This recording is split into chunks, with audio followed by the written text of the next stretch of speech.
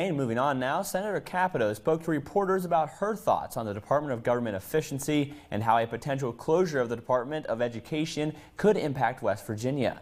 First, DOGE. Many Americans have expressed discontent with Elon Musk and his team as they attempt to slash many federal organizations, namely with USAID this week. Senator Capito says that she's heard of the protests but wants people to remember this. Here's where I think is important for people to realize. The president's been in office for 2.5 weeks. And so I think you've seen a lot of that in the initial, although I will admit clumsy, way of going about in the beginning of looking at funds that have been spent for DEI and other things that have not really aligned with what the president and most of the American public think is in our best interest. She went on to discuss a rumored closure of the Department of Education.